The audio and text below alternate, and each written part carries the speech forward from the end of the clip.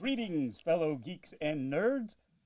Paul Songyungi here in my geeky basement, welcoming you to the second ever episode of The Geek Shall Inherit the Earth. Now, for those of you who've been following the channel for a while, you know what's in store for you. Lots of passionate geekery and nerding out over what I think is super cool stuff. That's better.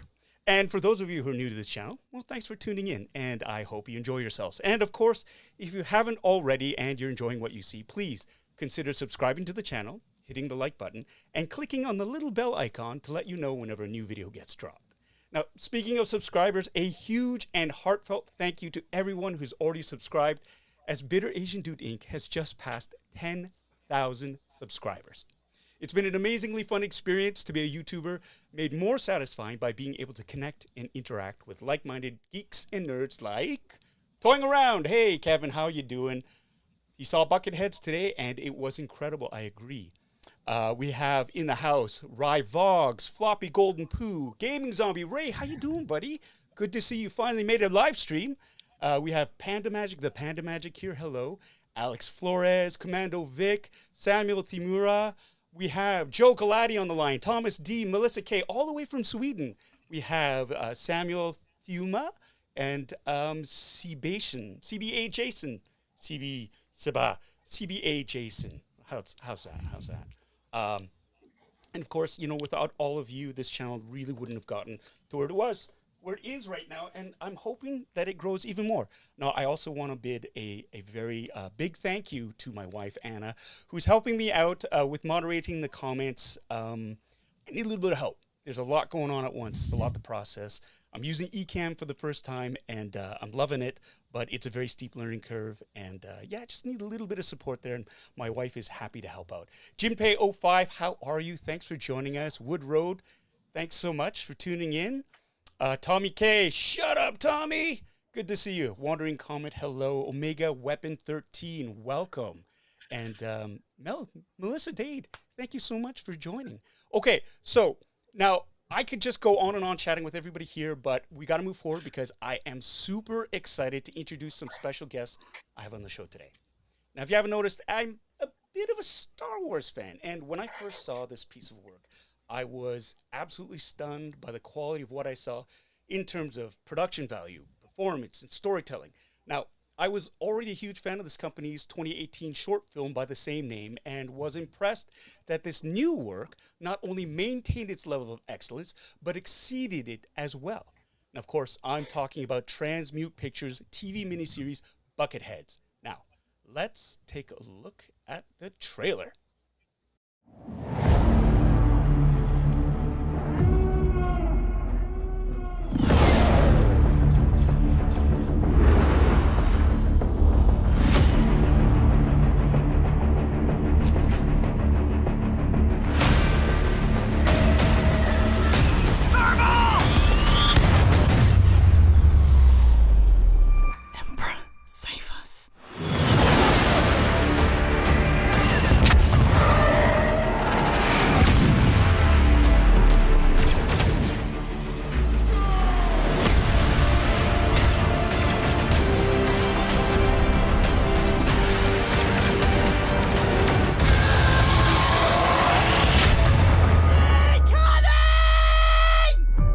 Everything has transpired according to my design.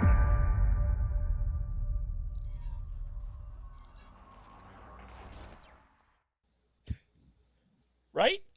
Right? Like, how incredible was that? Like, absolutely stunning.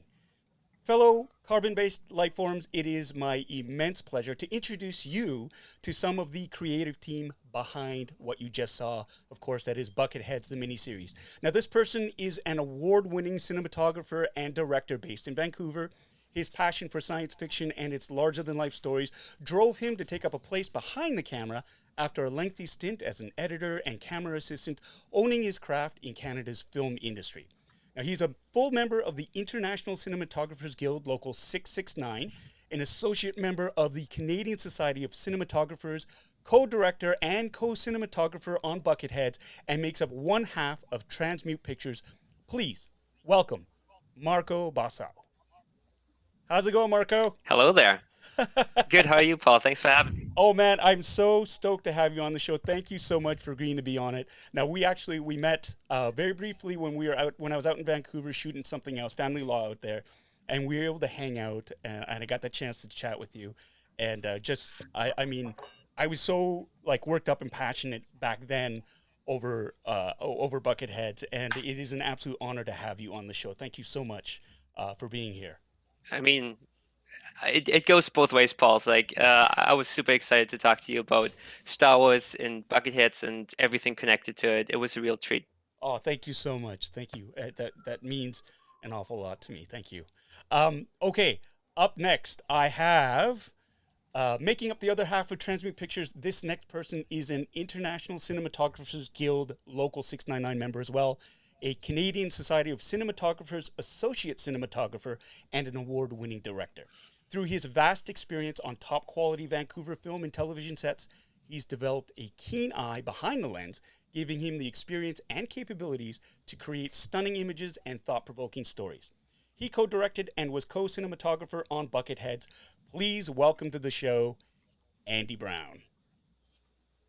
Hey, thanks for having me on, Paul. Oh man, it's now.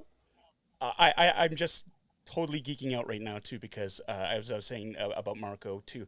I love Bucketheads, and we just missed hanging out apparently in Vancouver as well, right? Like life kind of got in the way, you were saying, but that would have been super cool to have hung out with you as well. You were sorely missed, but now I have you here, and we get to chat and we get to geek out about Bucketheads now.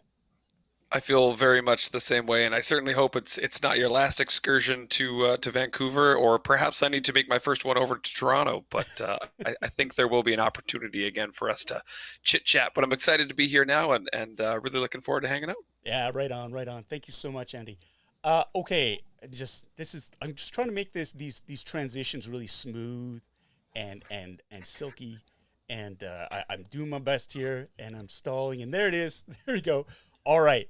Now, I'm a huge fan of this next guest's work, and I first became aware of how awesome it was when I was building my first ever Star Wars cosplay of an Imperial TIE Fighter pilot and X-Wing pilot back in 2017.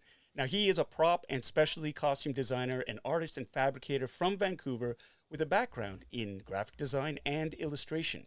He served as the art director on Bucketheads and was also part of the art department dealing with props as well. Now, I first knew him as a genius behind Panda props, but you'll know him as Terry Chui. Oops.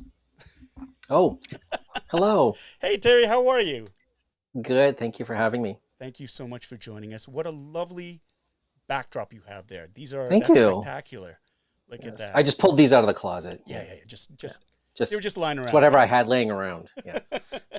Well, thanks so much for joining me. I am a huge fan of your work. I bought a couple of com pads from your Etsy shop. We got a chance to chat briefly before the live stream, and what I love is we're very like-minded in terms of wanting to support and help the community, and in any way in terms of imparting knowledge or giving advice, and you mentor young people as well. I think that's a fantastic thing, and I can't wait to pick your brain about your experience on Bucketheads with these guys. Absolutely. Looking forward to it. All right. And finally, last but not least, we have here, I'm just going to make this window a little bit bigger if I can. No, that's maxed out. All right. Yeah, absolutely smooth. Smooth as butter. Shut up, Kevin. Now, I first met this next person when I guested on a wicked cool podcast called Generation X-Wing, of which he's part of the triumvirate of hosts. Now, he played Oberyn Gunn on Bucketheads, but also helped build sets, props, and stunt armor for the show. And he also hosts all of the live streams for Transmute Pictures. Now, he's a member of the 501st, an avid cosplayer, a formal paranormal investigator, and I'm proud to say, my friend. Please welcome Steve Davey. Good evening, Paulie. How are you, Steve? I'm good. I had to take my hat off because I want everyone to know we didn't know. I wanted to rep the podcast. You're doing it. And I had my hat on. So yeah, I am. Yeah, I apologize. We didn't set this up, but thank you for having me on, and congratulations for your 10,000 subs. That's awesome. Thank you so much. Yeah, no, that's yeah, we'll get into that later. This was all just like as I believe it was with everybody here, it started off just as a labor of love. It wasn't. I wasn't setting out to get a huge following or this or that. It was just something to do during a time where things were a little bit slower, and it was something that I truly love. So Oh, it's a lot of fun. It's a lot of fun. fantastic. So we are all well met here. We have everybody here. Hello, hello, hello. I'm going to just do these little notations so everybody knows who everybody is. There we go. And so we have Marco, Andy, Terry, and Steve with the three up here joining us. Now, this is the creative team behind Bucketheads. Now, for those of you who haven't seen Bucketheads, the miniseries yet, man, you're missing out. I cannot tell you enough. You got to run over to, well, after this live stream, of course. You got to run over, check out Transmute Pictures on YouTube. There's a link below. And this actually started off with a short film in 2018 called Bucketheads, A Star Wars Story. And over this time, since it premiered in December, late December 2018, it's garnered over 2.2 million views, which is hugely successful. And I just wanted to ask you guys, first of all, like, okay, so how did this happen? How did this all come about?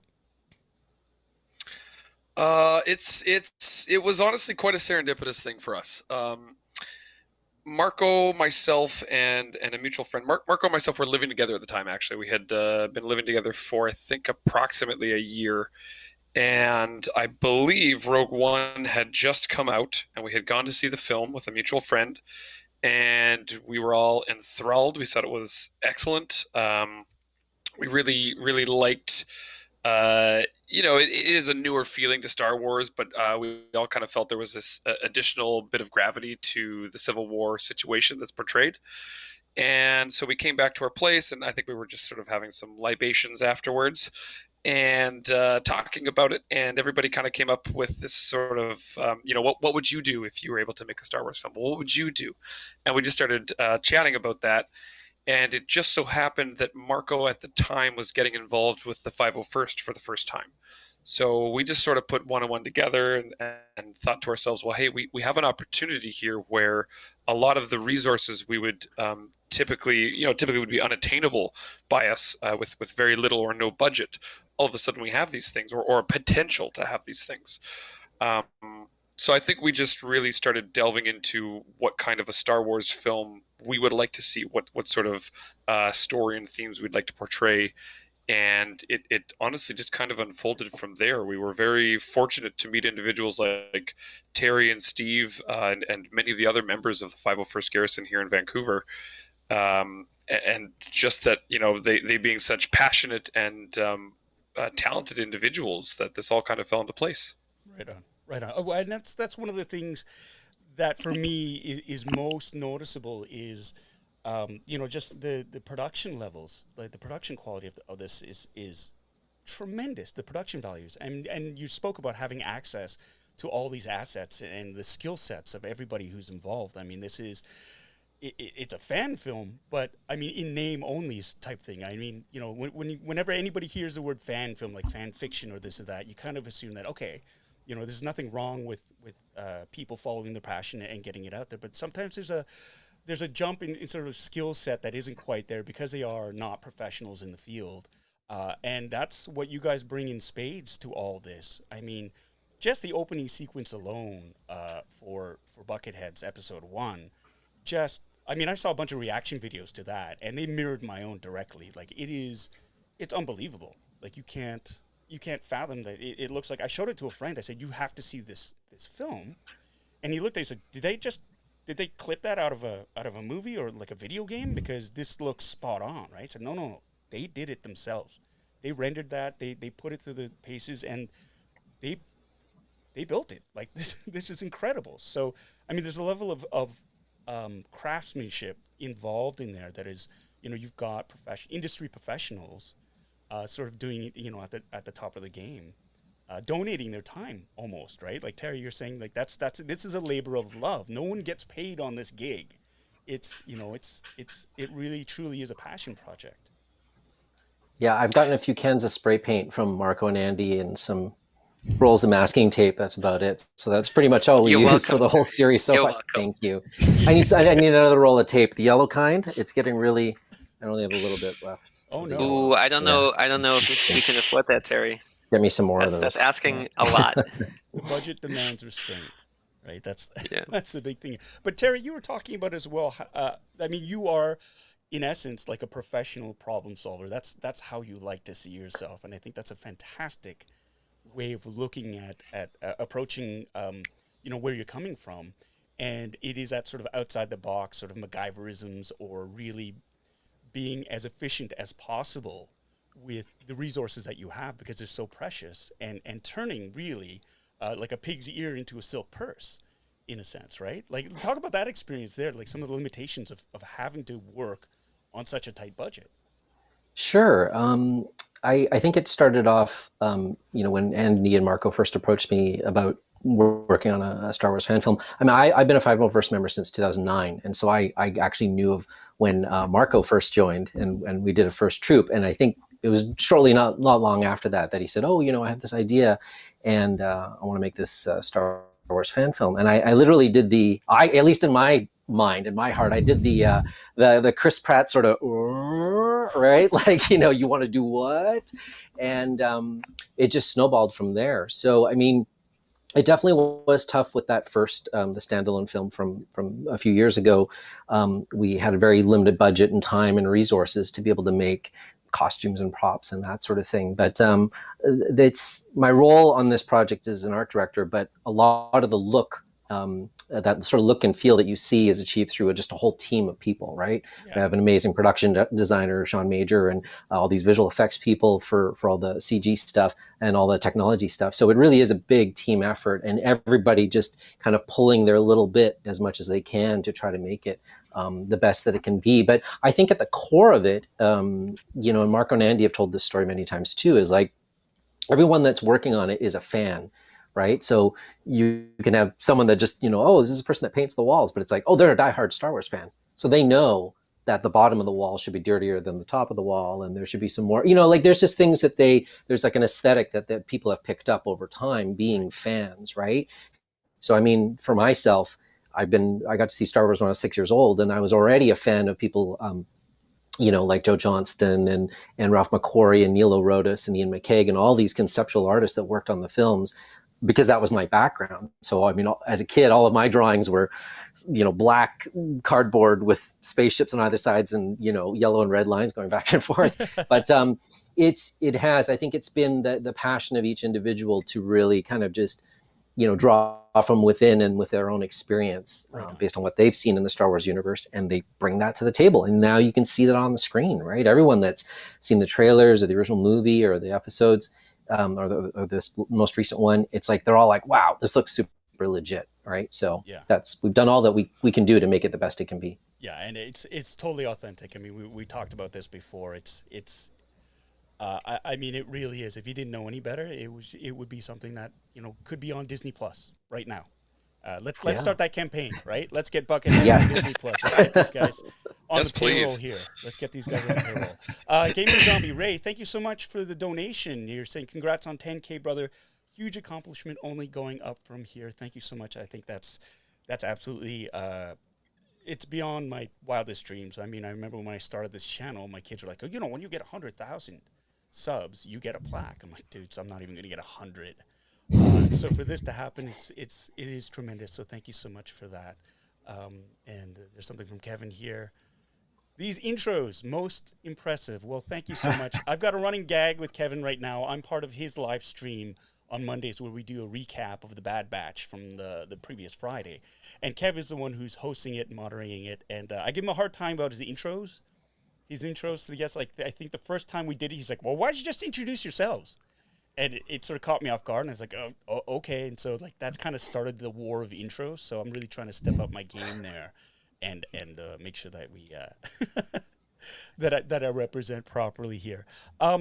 Marco, let's talk about, going back to what Andy was saying about when you guys got together after seeing and being inspired by Rogue One and seeing, a distinctly rebel point of view. Now here with Bucketheads, I mean, you've got a very unique point of view too, which I love, and it is on the side of the Imperials. And we spoke about this in Vancouver a little bit about how I was impressed that you were able to get it down from like the big political picture of like you're showing the perspective of a group of bad guys, like historically speaking. You go, these are the bad guys. Should we be rooting for them?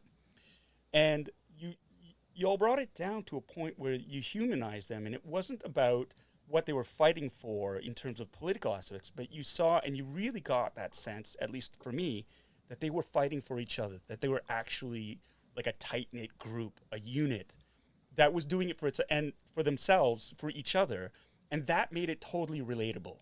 I think the fact that, because it stripped away all the political leanings, and it really, really humanized and brought it down to that personal level, which I think was a strength of Bucketheads from the short film, and it carries through into episode 1. Can you speak more about how you guys came to that point of view? Yeah, absolutely. It was very important to us to do something new and fresh with a Star Wars fan film, because there's tons of Star Wars fan films out there. Really, we really wanted to do something that hadn't been done before, and we picked this this side, the Imperial side, for numerous reasons. But one of them was that it just lends itself to really interesting storytelling, because there's a lot of conflict there. And it's a story, like I said, that hasn't really been told before in the Star Wars universe. Now, it is a difficult subject to approach initially, but one thing that we realized very early in the process is that most bad guys don't see themselves as the bad guys, right? That's right. So that's sort of like what we took as our starting point, and we developed the story from there. Who are these people? Why are they fighting for the Empire? What led them to take on this side, right? And we took lots of inspiration from war movies like Saving Private Ryan, or from Band of Brothers, just how these units work, and that war really isn't the black and white that Star Wars often portrays it as, right? That's the big thing with Star Wars. It has very clearly defined good and evil, Right. and we really wanted to do something different in the gray area, right? Right. And that's what I love about it is the fact that it plays in that gray area, and it is. I agree with you. I think the best villains are always the ones that don't believe that, like they truly believe what they're doing is for the greater good, right? They believe in that, and that's because when you have a villain that's sort of twirling its mustache, going, "I want to be evil," and that it really does take away from that dynamic, and it becomes Absolutely. too easy to sort of hate them and whatnot.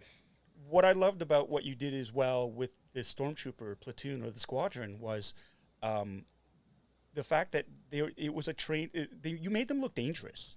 Again, I think in some of the films, like especially with Return of the Jedi, you had a legion of the Emperor's best troops, and then a bunch of furry bears sort of took them out type thing. And you were able to sort of make the Imperial Stormtroopers look quite like a military unit, like an organized military unit that was capable of fighting the rebels and really sort of raising the stakes for them, just like Rogue One did for the Rebel Commandos when they were attacked, on the mission to Scarif, right? Yeah. Steve, I mean, you were in it. You were one of the performers. You played Oren Gunn. I'm gonna just do this, and it was a beautiful cameo. I loved it. That was a nice moment you had in the film. Like, talk about your experiences there performing in something. I mean, you're hardcore 501st. As you can see from behind you, you've got a few little trinkets of Star Wars behind you. Like you're not only performed in it, but you helped build props, the sets. I mean, you're fully invested in this idea as well. So speak of your experiences there and where you're coming from. Yeah, absolutely. It's like Terry was saying. Everybody's a fan of Star Wars. Everybody's got a love for this genre, this whole epic tale, and everything you do with it, you want to make it stay in that reality, stay to that lore, keep that Star Wars feel to it. So to have people passionate about it, and I feel like I am rather passionate about it, especially being a stormtrooper, and I've always had a passion for stormtroopers. when we first got armor and we're in the 501st, you were really a display model. You were there for a photographic opportunity, and obviously there to be there and raise your money and look good. But now the thought of how good it looked didn't really matter. You had to be in it. You had to perform in it. You had to make it look as if you were doing battle, and you were, like you said, a very efficient military squad. So you had to get past the armor bites. You have to get past the awkwardness. You have to sprint.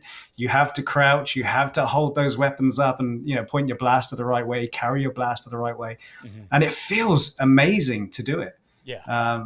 One of the things I've always said is that you're the action figure and you're coming to life, and everything from a kid when you were playing with your action figures, you are now doing. And it's so true. And you really do put the passion into it, and you really want it to come across well on the screen.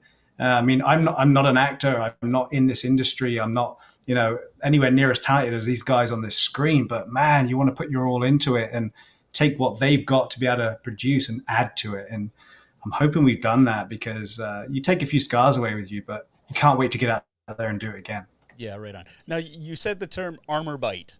And yeah, for those of you who don't know, in the 500, like if you've never put on Star Wars armor before, it really is, I mean, that's an experience and a half, because it's ABS plastic, and it's not kind of designed to be run in, really, and you get little points where the two pieces of armor will pinch, and it hurts. And to put it into perspective, like, I mean, you look at, if you ever do any sort of screen caps, or you look closely at the stormtroopers in the movies, you see cracks in the armor, you see where the strappings come undone, you see the white duct tape holding it together. I think even in The Mandalorian, when, you know, in that one episode when they're taking out the E-Web blaster, the guy's chest armor wasn't attached at all, but to squat down to pick it up, it had to be loose, and it's flapping around, and you don't really notice it until you see it. Now, I want to show just how intense this got in terms of for Bucketheads, for those of you who haven't seen. So check out this clip I have here.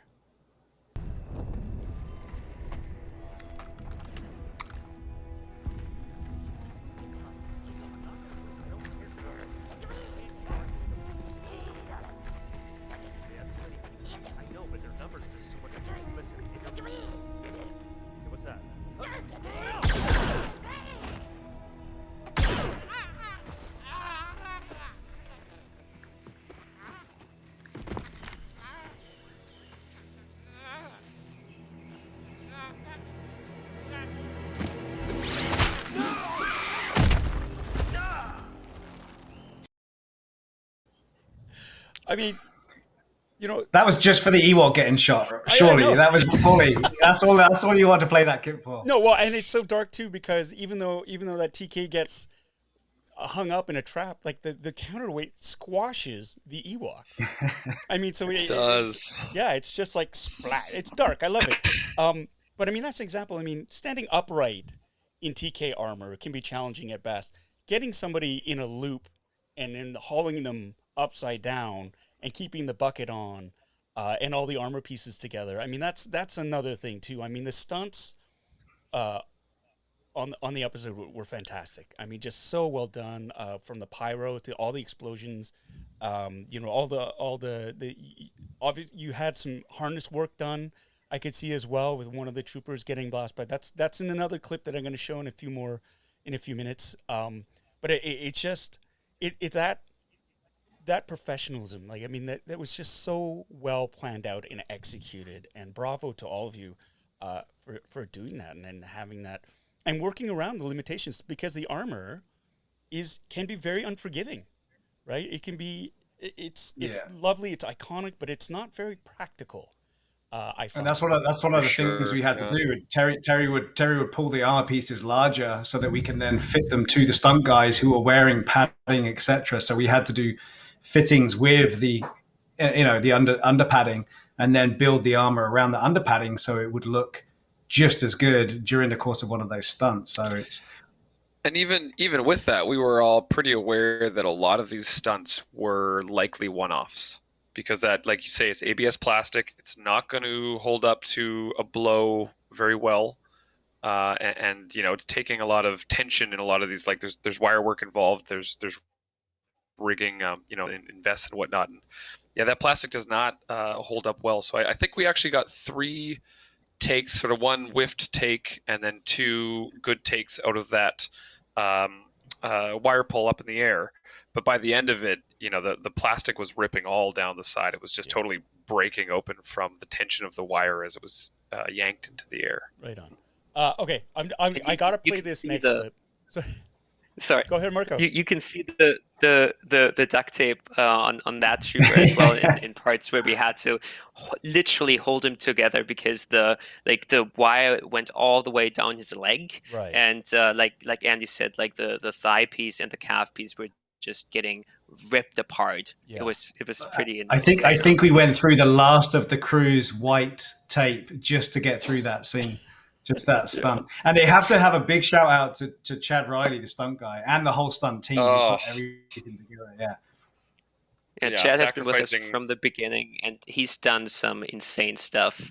Even I remember when we pitched this to him and our other stunt coordinator, Sean McGee, they just looked at me and went like, you want to do what? But then they did it. That's fantastic. Okay, I'm gonna throw out this other I'm gonna show this other clip, because if you thought the previous clip was intense, you got to check out this one. I hope I get the right one. Where is it? Die, rebels, go!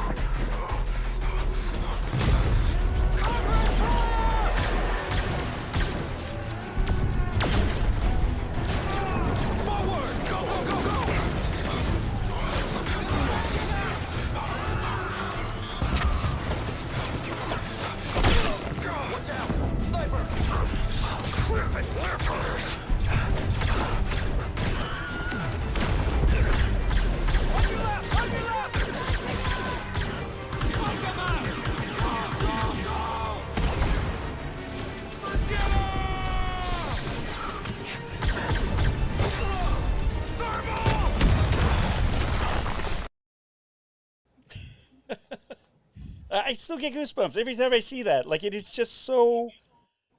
It's off the hook in terms of the action. You can follow, just to follow the individual stories of the troopers as they go through. It's just, you feel like you're in that battle, and it's an incredible accomplishment.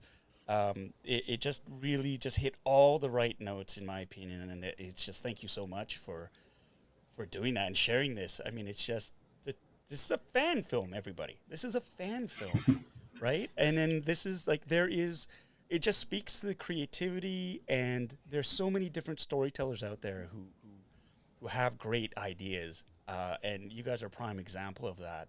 Mike is writing here.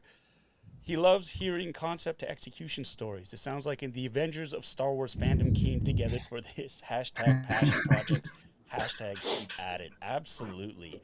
I mean, this is inspiring stuff. It really, really is. And you guys should be so super proud of yourselves for accomplishing this. And it is. It is. You can tell when people care about something and they really love what they're doing. It shows in the material. And it just, there aren't enough words, flowery words I can come up with to sort of, I mean, it is, I'm so looking forward to the second episode of what's going on. Now, I understand as well, it is a very long process because you don't have deep pockets. You don't have a studio bankrolling you. You know, you are really depending on the goodwill of a lot of artisans and craftspeople to come in, and performers as well, to do this. And then, you know, Steve, you're donating your time. I know a number of other people, other members of the 501st, they're kicking in as well. You've got other performers. You had a number of Ewok performers who are in there, the Rebel troops. To just schedule everything like that is a nightmare too. Like, you are speaking the absolute truth now, because wow, scheduling has been just a massive headache and a seemingly intimidating mountain to overcome, I suppose I would say. It's a very fluid creature. this project, and we're incredibly fortunate, Marco and I, that we just were able to have sort of a little dream like this and build a project and encompass ourselves with these incredibly passionate and talented individuals that not only can pull it off, but that want to do this kind of stuff. I think it's one thing to do something like the short film and say to ourselves, okay, we have a set runtime we're looking at, and this is a one-off shoot, and it's X amount of days, and here's a pre-prod time, here's a post time, and then we got something to show. And it's another thing to go to people and go, guys, we're continuing, and we don't know how long it's going to take, and I can tell you there's 5 episodes coming out, but I can't tell you how quickly we're making them. I can't tell you what the budget is. I can't tell you where we're shooting them. We're still casting. We're still, and then to still see people very excited and working really hard and just putting their all into a project that I think everybody, I certainly hope, gets a kickback from in fleshing out their idea of a Star Wars story. Mm-hmm. It's really rewarding to see the crew come together like that, and this no longer is Marco and my baby. This is all of our baby at this point. Everybody has put in an immense amount of work and time to seeing this thing through. Yeah, and speaking of the crew, I mean, we have well over 150 people who worked on the prologue alone, right? And it is an ever-expanding and ever-evolving project, because it has to be. Everyone puts in how much they can and how much they want, but we've been incredibly fortunate that so far it seems like everyone wants this just as much as we do, which is incredible, right? And obviously that is partly due to it being Star Wars, of course, because Star Wars has an incredible fandom. That's why we started this, because we love Star Wars. But I think over time, it's also, I guess people realize that they get to play in the same sandbox, right? They get to put their stamp on it, their unique flair, right? Like, especially with Terry being our art director, he gets to design a lot of unique, original things that get to be sort of part of this, not official Star Wars film, but it still feels like Star Wars, right? And same goes for costume, set design, all the visual effects, right? And it all adds up. Like I couldn't even start to make an accurate assessment, but I'd say there's easily tens, if not hundreds of thousands of hours in this project, just between everyone working on it. Mm-hmm. Yeah, no, absolutely.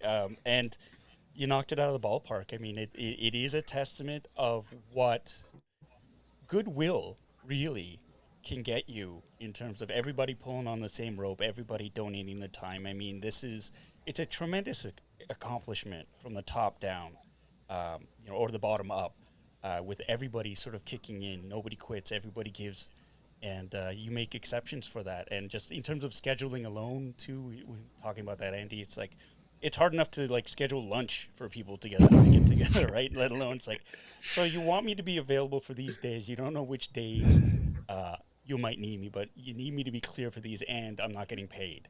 I mean, you're doing it because you love the project, right? Like, you really do. True. Terry. Definitely. Terry, talk about, the scale of, the short film, but then the miniseries. I mean, you've got to design sets.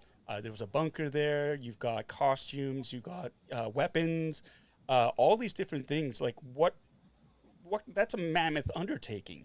What was it like? I mean, challenging for sure, but talk to me about those experiences. Sure. I mean, it sort of starts with Marco and Andy telling us what they want, right? And it's in the script, and oftentimes in their descriptions, and oftentimes it's crazy, and sometimes it's not necessarily achievable. But it's about us working together to try to get to those solutions, right? So, as mentioned earlier, we have an amazing production designer, Sean Major. We have, our costume department, who's headed up by Aaron Harrison. So very much of the time, a lot of these individuals, you have to make sure that they have room to play as well, too, right? So, we get together, we have meetings, we come up with ideas about what might work visually. And my sort of key part in that is that, we don't necessarily have the bandwidth and the time to literally design everything from scratch, right? Sometimes things are like, well, we can use that box over there. If we stick some stuff on it, it'll look like that thing you want, right? We don't always have time to go and do that whole process that you've seen in the actual Star Wars films. KR8 is one of the things that is like that, where it's a droid that we designed from scratch. But oftentimes it's working with Marco and Andy first, just to make sure that we're achieving the vision that they want to see. And I think one of the important things that I try to bring to the table is like, okay, that's that thing you want to see. Could we change it just a little bit? And could we use this to get this result? Would that get the result that you want? And then I can explain, okay, but the reason is that if we do it this way, we would save time or money on this, or, we don't have the resources for 15 people to 3D print things for a month to make that thing.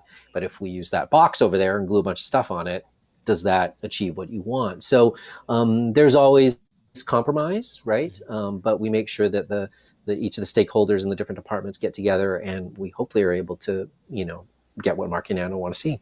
Right on. And a lot of Terry, something you didn't mention that I have always, I think, looked towards you for helping the process along is form language of Star Wars. Sure. That there really is a specific language and design in Star Wars to keep things, because sci-fi is such a large genre. You can have Apple's future, or you can have Atari's future. You know what I mean? Sure. Like they are different futures, and they're different sci-fi timelines, and the language describes particular IPs and types of storytelling that people view. So I think that has been something that you in particular have been immensely helpful towards, is helping us. Marco and I easily say, hey, we want this thing over there, and it's going to be a story element, so we really need that thing. And you've been very, I think, good at helping us decide on how to best put that forward so it feels like it is coming from the Star Wars universe. Right. Even though it's a cardboard box with things glued on it. You don't, Yeah. we Sometimes. don't have to talk about that, but yeah. You're pulling away the curtain, and Yeah. you're giving us a peek into the budgetary restraints of anything that's really done on a micro budget, in a sense too. Is there a way for people to help donate? I mean, do you have a Patreon link? Because fan films are specifically designed to not make money. You guys can't make a cent on it, otherwise, Lucasfilm, the IP kicks in, and that's the only reason fan films are allowed to exist, is they are not to be marketed or made for money. They truly have to be labors of love. But I mean, the funding's got to come from somewhere, even just to break even. Is there a way that fans who see this tremendous piece of work can donate some money to help out with the production, to help cover costs, so that you guys aren't deep in the hole for making something so awesome? Yeah, absolutely. Like you said, it's not possible to fund the project directly or contribute to it directly. But what people can do is support our YouTube channel, Transmute Pictures, on Patreon. So if people want to head over to patreon.com/Twin Sun Film Foundation, that's a Patreon. The link is also on our YouTube channel, and you can find it all over Bucketheads. Fantastic. That's fantastic. I want to talk about some of the other elements that I noticed in Bucketheads that really, really stood out. One, of course, is the sound element of it. I mean, it is in universe. It's correct. It feels authentic, and it's right. And the little touches. Somebody mentioned it earlier on. I think Melissa Kay said this may seem like a small detail, but just hearing a stormtrooper panting while he's running really humanizes them. And it's those little touches that I really, really think enrich the experience for everybody and makes it just that much more grounded and full. Right down to the Rebel when he's chatting with the Ewok and they're having a bit of this like, no, he's like he's kind of a little bit like, no, it's what's that? And to hear the blaster fire and then to hear the Ewok like wounded and trying to crawl away. I mean, those are so specifically done and just so well done. Can you guys speak to the sound design of this thing? Yeah, absolutely. Like you said, sound is incredibly important, and any sound person will tell you sound is 80% of a movie. And I'm inclined to agree with that. It tells so much about the world and the story you're telling that's just not on screen, right? So sound was always very, very important to us, and we're quite lucky that we have an amazing sound team on board. Matt Ryan is our chief sound designer, who's been with us since the first Bucketheads. And he has a lot of experience with Star Wars. He worked on the Battlefront video game for Electronic Arts at some point. And he just really gets what Star Wars sounds like you said. And for the prologue that you just showed, we did some really crazy ADR sessions with a large number of actors. Obviously, all the stormtroopers audio is ADR'd after the fact, but we also brought in a large number of additional actors and crew members who wanted to give it a try. We recorded this just in my bedroom. Yeah, your neighbors thought we were crazy for all the screaming we did at like 1 a.m. because Yes! it's a war scene, so you got to give it your all. You can hear when someone's holding it back. Yeah, we certainly put a big dampener on that mic and just let people use their outside voices. Let's put it like that. And as for the Ewoks, we had a gentleman in who I think is related to Tamura Morrison. He voiced Commander Crone, and also was just like, "Hey, do you want me to do an Ewok impression for you?" And I was just like, "Sure, give it a try." And this is what he did. I'm like, dude, this is amazing. Like we actually hadn't had the Ewok voice figured out quite yet, but he just knocked it out of the park. And I think the last element that came together was KI8's voice, which was that was designed by. I'm sorry, I don't know the name of the gentleman right now, but he's part of the sound team, and all he did was just come up with the voice of our droid. And again, I think he knocked it out of the park. Yeah. Well, I the addition of that droid was fantastic as well on the trooper. It was something that isn't part of canon per se. Like, you don't see it. It's a new, but it fit in universe. Like, it just really fit for, like, people who've seen the OT, and they look at it, and even the prequel to the sequel. Like, I know it's part of the game as well, right? Like, they do have droid attachments, and you see a bit of that. There you go. Terry's got it. You see a bit of that in as well, like in Mandalorian, like Migs Mayfield. He's got kind of a rig with a blaster on it and whatnot. But I really, really love that sort of, you guys put your own little signature stamp on the troopers. And as well, the integration of female troopers, I thought was a really, really strong choice. I really love that. I was just on, I did it was a celebration of the, what was it? Just a little while ago for the 501st, and one of the guest members was the first actual female stormtrooper in canon. Oh, Samantha. Yes, and it was just like, it never occurred to me before. It's like, oh my God, yes, of course. And they have female troopers in it, but they just haven't really been. I mean, so to have characters in both Bucketheads, like in the short film. And then in the miniseries, I mean, that kind of, I love that integration, because, I mean, they have it in the armed forces today. So in a galaxy far, far away, why would they not have that as well? And that just, for us, that made a ton of sense, in particular the female stormtroopers, given the timeline of all of this occurring. It's the fractured empire era, right? This is the end of the Civil War, the semi-ethical troopers, for the large majority, have disbanded and have seen the light that this is coming to an end. And, they were still consigning individuals to the war effort. And they needed every man, woman, child willing to hold a blaster to continue fighting for Palpatine and for that vision.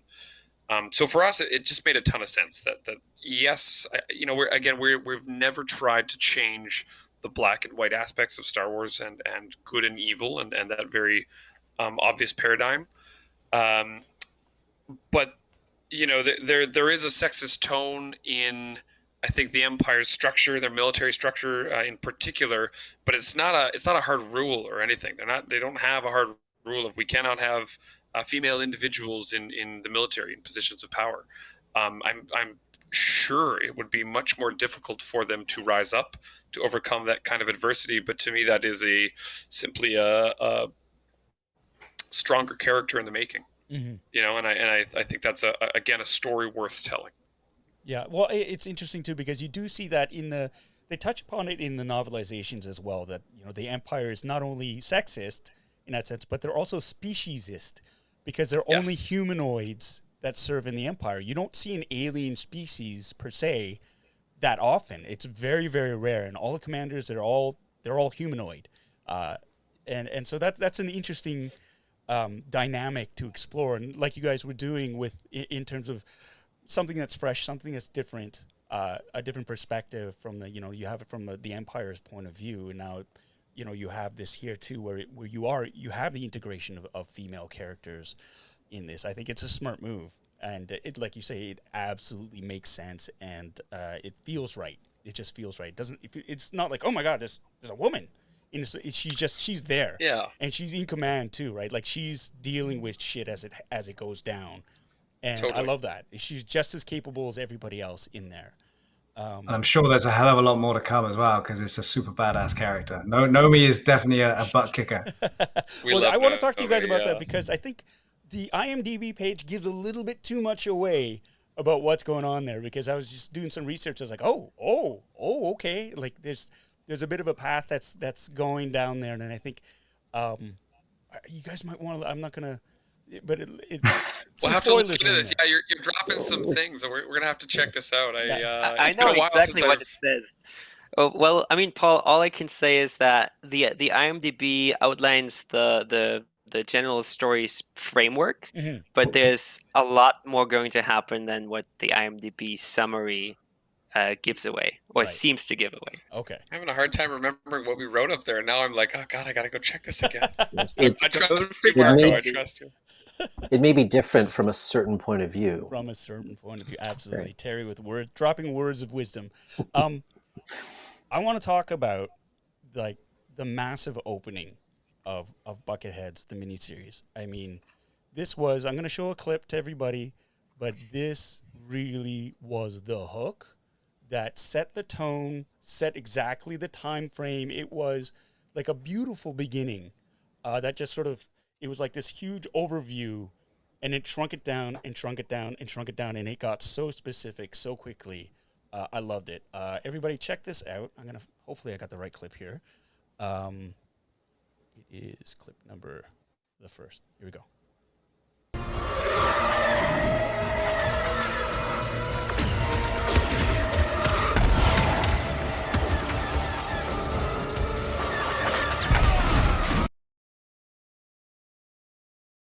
It was shorter than I thought it was going to be. But still, so powerful. So powerful. The beginning, I mean, it is that rendering right there.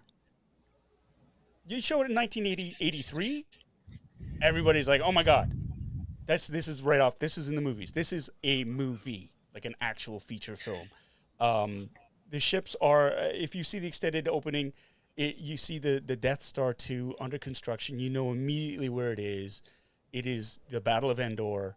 They're there, and it goes from the pilot's point of view, Sapphire 4, I believe it is, one of the Sapphire squadrons, and it just sort of brings it down from the pilot's perspective and then straight down into the stormtrooper's perspective, and so this a lot of Star Wars. I mean, it feels right too because almost every Star Wars movie starts with something in space. And then it gets brought down to the surface, right? Like, this was obviously, you guys know the universe, you know what feels right and how to open things. Like, this is obviously a planned out thing to go from macro to micro.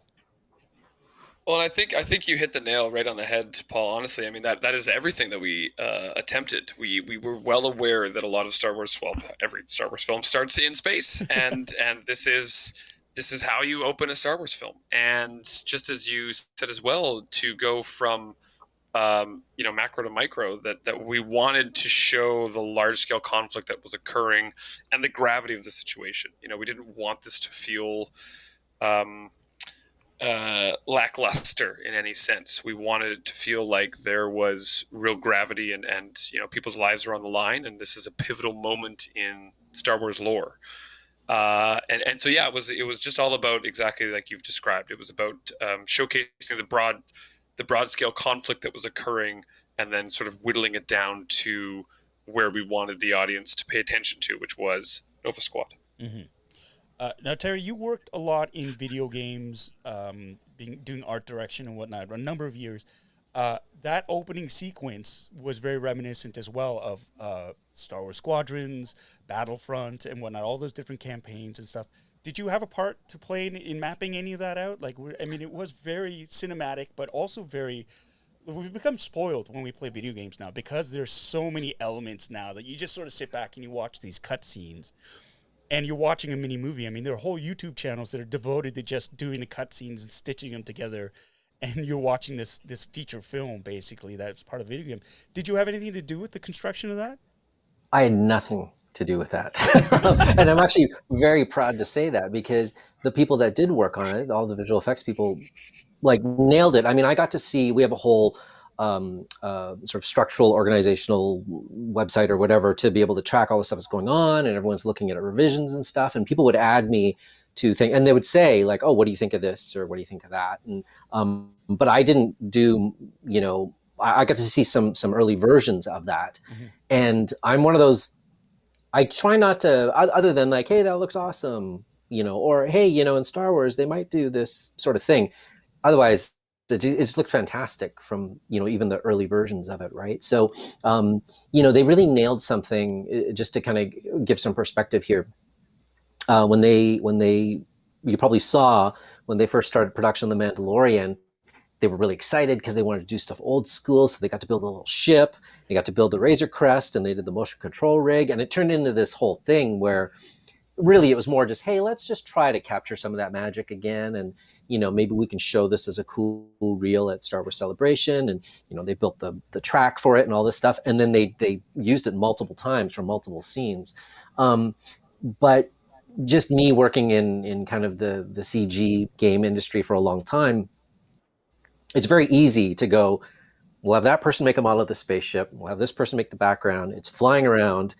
And people tend to make spaceships fly really, really fast. And they don't really think about that there's still physics that make it look real. And there's a reason why we're used to the way things look in the original trilogy, was because it was all done motion control. So you literally could only move the model so much, or you could only move the camera so much, or you could only move both in relation to each other.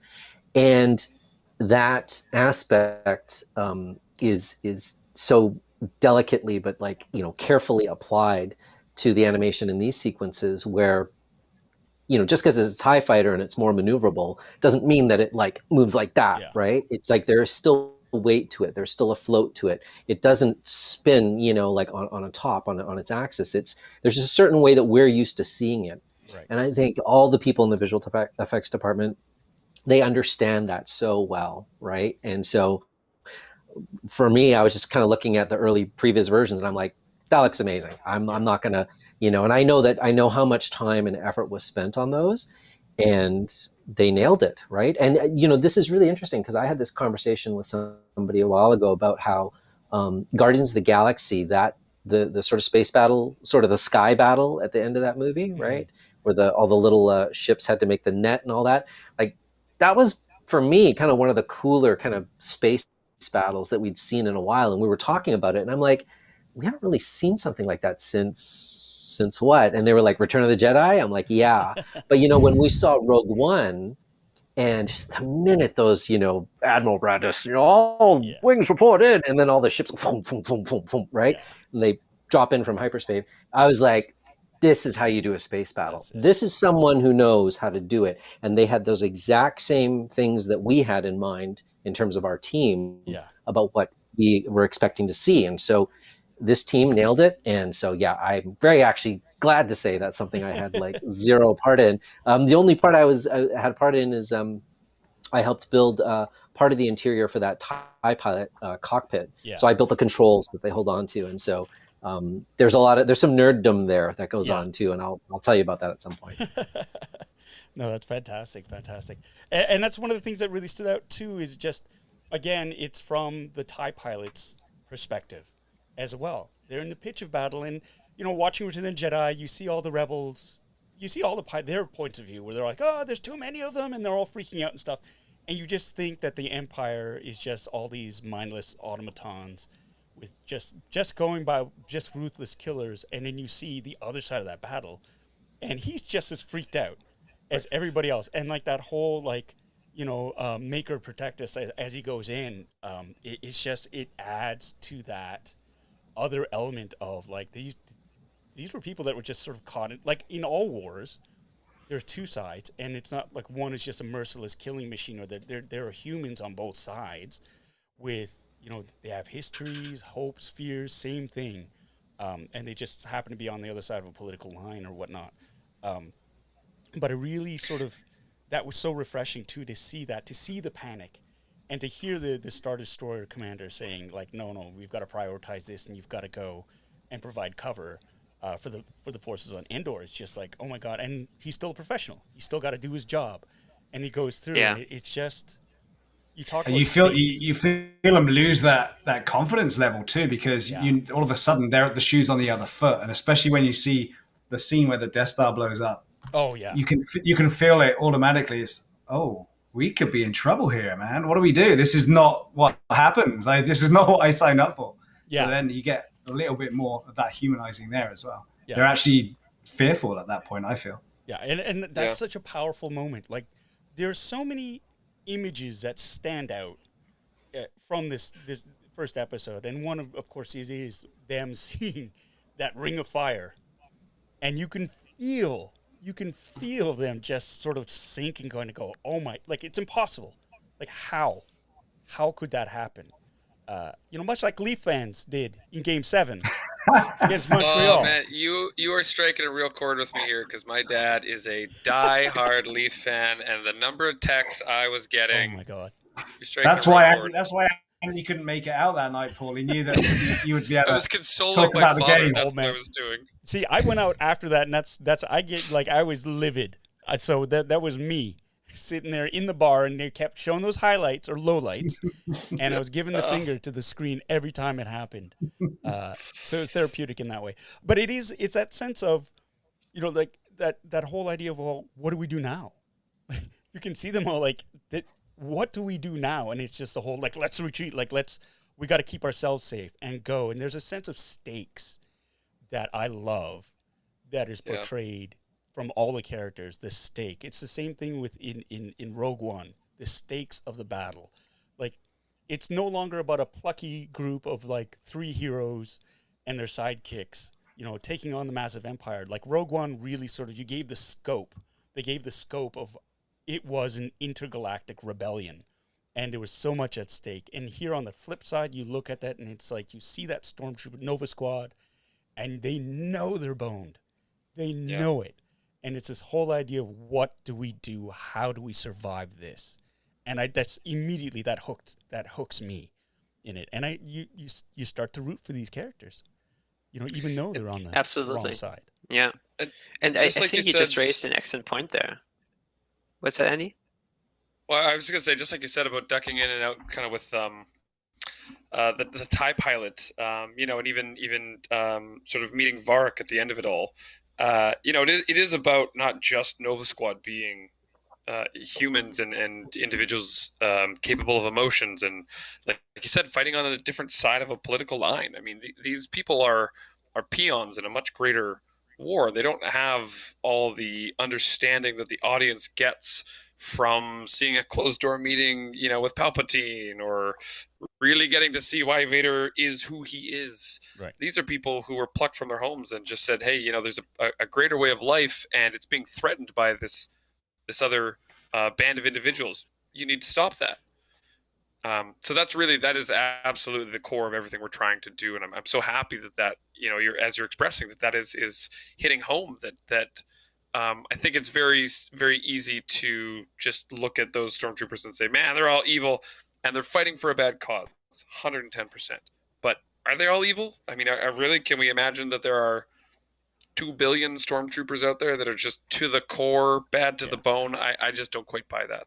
Yeah, well, it's much like, if you've ever watched All's Quiet on the Western Front, and it's the German soldiers' perspective, and a lot of them they're conscripted, and they're just told this is what you do, and you serve your country, and you try to be a good citizen, basically, and the morality of what you're doing goes out the window as soon as somebody starts shooting at you, type thing.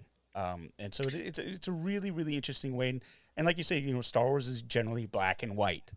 But playing in the margins is something that's fresh, and they've done as well. I mean, there are characters in canon who've defected from the Empire, and they're now in the rebellion. You look at the backstory of any of some of the characters, and you see, Wedge Antilles, he was part of the Imperial Academy. He defected, right? So. And some of them have done pretty cold-blooded things too. I mean, that was another thing I really enjoyed with the opening of Rogue One was Cassian Andor very cold-bloodedly kills someone in the back that is basically pleading for his life, and it's done with the perspective of for the greater good, and that is, I think, what I would imagine a lot of these stormtroopers are feeling as well. Is okay, I get that this order I've been given is not good, but it's for the greater good, right? It's for my family's sake, for the future. It's for the benefit of the galaxy as a whole to become a universal thing and something that we can all support each other within. That's not the reality of what was occurring, but I'm sure that that's the propaganda these individuals were being fed and why they chose largely to do what they were doing. Yeah. I mean, and they touch on it a little bit when watching the Bad Batch, as they're transitioning from the clone army to conscripted troops.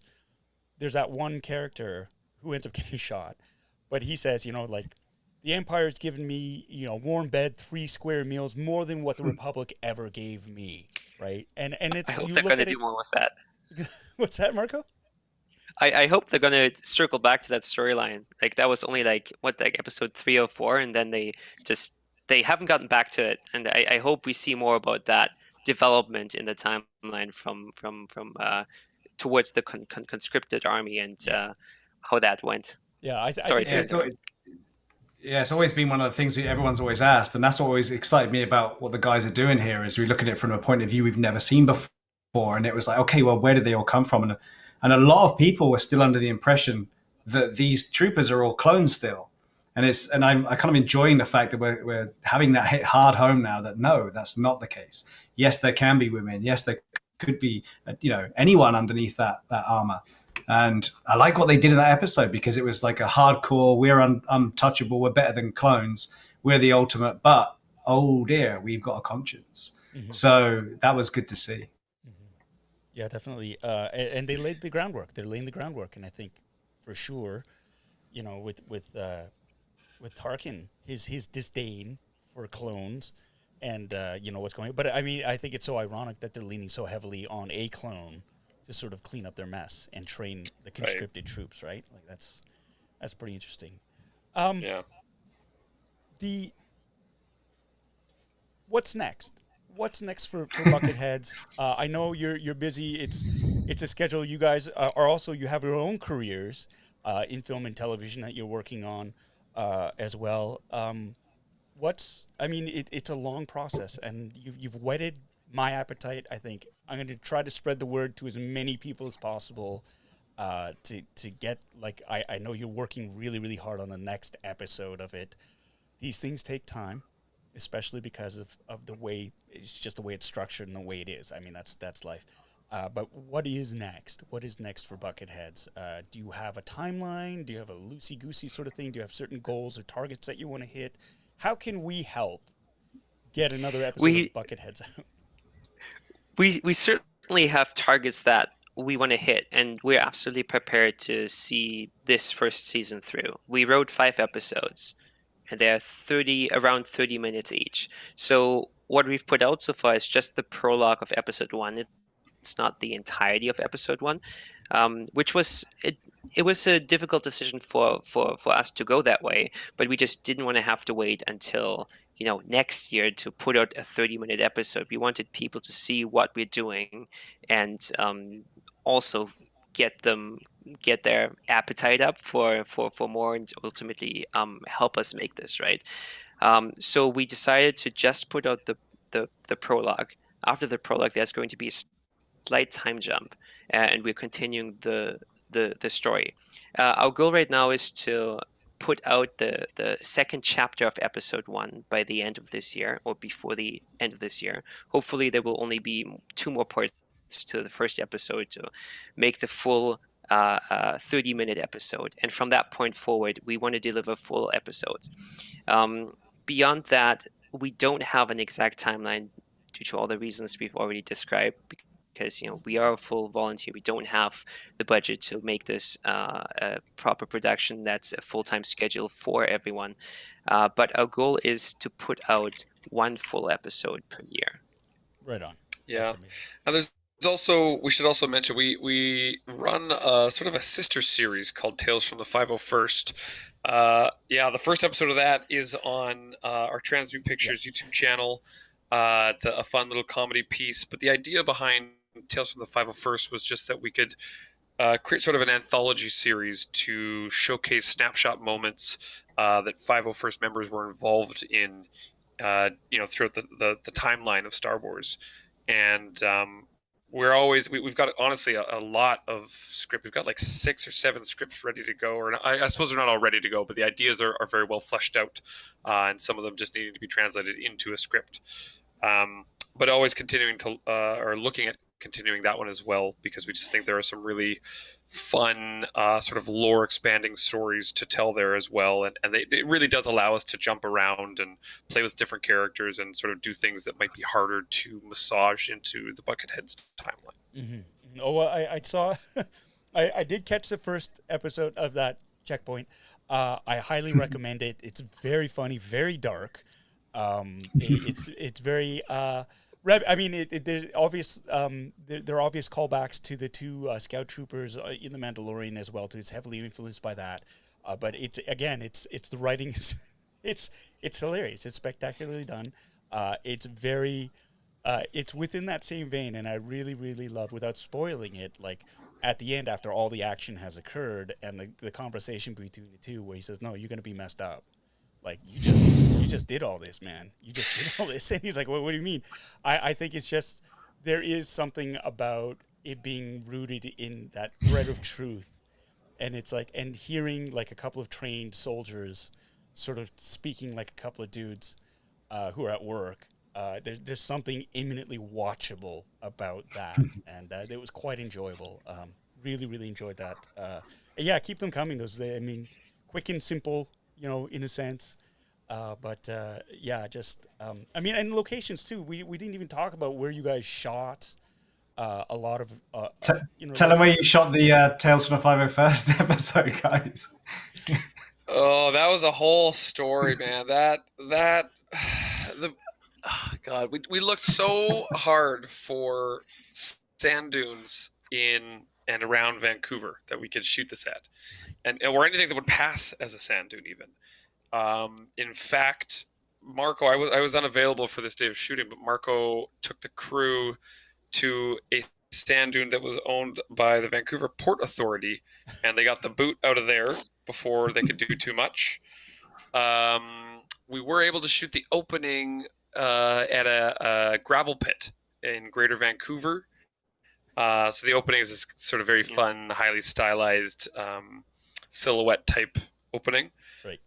And so that was physically in a gravel pit, but the rest of it, this was like right before the pandemic hit, had to take a trip down to, Marco, where was it? Was it Oregon Sand Dunes? The Oregon Sand Dunes, yes. Oregon Sand Dunes, which we had just heard about. Like we, obviously had never gone to scout or anything ourselves. So we'd heard that this was an immense thing. We typed it into Google, showed some pictures. Hey, this will totally work for us. And that was a crazy adventure, because this is like 2 days before the borders closed, maybe a day before the border closed. Wow. And we knew that if we It was wanted like this 5 project, we knew, Close enough. whatever it was super close, because we just knew that if we wanted this project to happen, we had Always to get round these down. plate shots. Yeah, come on, Andy, make it sound more awesome. I'm doing my best here. I'm doing my best. That sounds pretty awesome to me. Yeah, it was a whole experience, and then we ended up shooting it in a volume, an LED volume, sort of as plate shots. Yeah, and working in sort of a virtual production sense. It's maybe not the truest virtual production, and does lean more towards sort of a PMP process. But it was sort of our first experience dabbling in that, and that was with a company called Promosa, who's now a sort of a technology sponsor of Bucketheads. Oh wow. That really helped us with the interior cockpit shots of the TIE fighter. We again used some of their walls to project the imagery on that stormtrooper and that hard reflector, or the TIE pilot, pardon me, and the hard reflective plastic. Right. And that's now something that we're dabbling into largely for upcoming Buckethead stuff, which is really exciting. Sounds great. I'm going to do this now because I just love this trailer so much. For those of you who are still with us who haven't seen it yet, I'm going to play again the trailer for Bucketheads because it's so wicked cool. Check it out.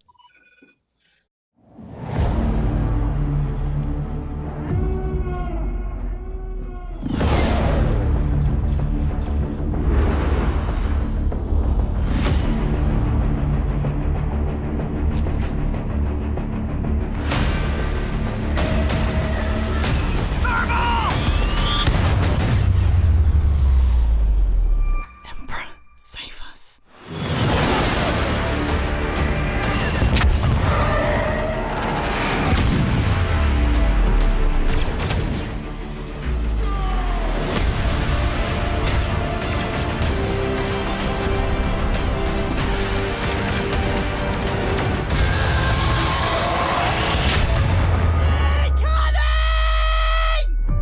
Everything has transpired according to my design.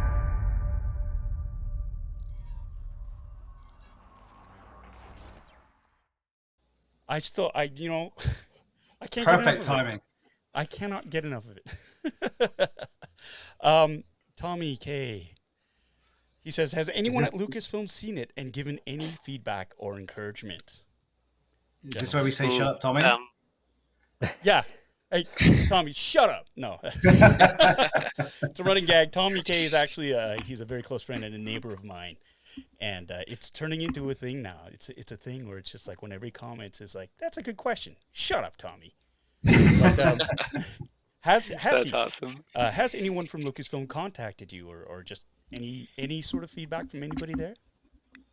We have not been contacted in any official capacity, but we heard through the grapevine from several people at Lucasfilm and related companies that they are aware of what we're doing, they've seen it, and they like it.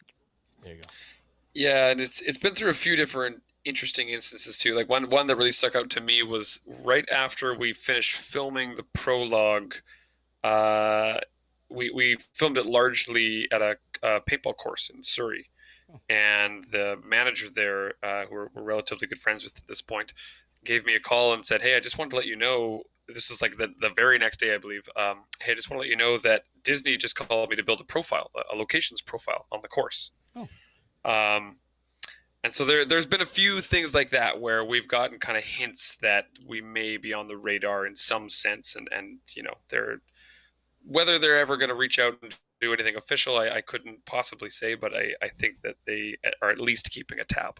That's amazing, and deservedly so. I think it makes sense when you have talented creative professionals who can clearly work on with limited. I mean, that's the big thing, right? Like just chatting with for example, Terry, just chatting with the props master on The Mandalorian, Josh, and his assistant at the time, Yang. It was just like they got to think fast. They got to be on their feet. And there are a lot of demands, especially for a television production where you don't have the lead-in time necessarily to get everything together in advance. I mean, you have some time, but there are times it's like, well, we need a data pad, or we need this, and we need that, and they have to cobble something together. Now, they have a lot more resources than you do, just because it is a full, like they have the full on, they have all these, an entire team devoted to that. But still, I mean, crunch time comes. Sometimes the budget, it's like, oh, this wasn't in the budget. You gotta work your magic, type thing. So it makes sense for them to look at people and especially hire people or want to collaborate with people who know the universe in that sense, and just sort of makes it that much easier. And especially if they show a level of proficiency, as you all have, it's amazing. Gabe's saying, is there a Patreon or somewhere we can donate to support the project? Yes. Gabe, there's a link. There's going to be a link below to Transmute Pictures. Through that, you can get a link to Patreon. There are many ways to sort of find that link, but we'll make sure that I'll even copy and paste a direct link and put it down below once this live stream is over. And yeah, let's get donating if you can. Spread the word, everyone. Spread the word. Transmute Pictures. Check out Bucketheads, the short, and then check out the prologue to episode 1, and get as many people behind it as you can. Donate. This is a worthy project. The tone is right. It's authentic. It's heartfelt. It's fresh. And yeah, let's get it out there as soon as we can, because yeah, I've got my appetite whetted.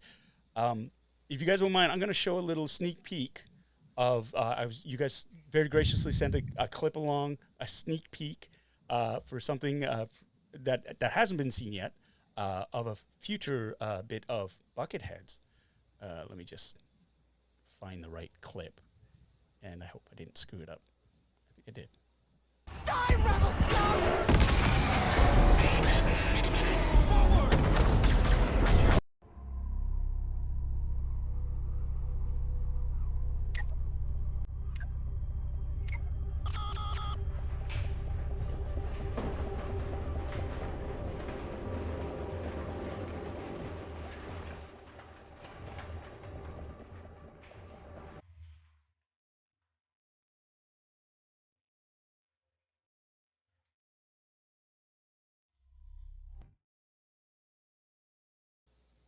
Yeah, I had the wrong clip.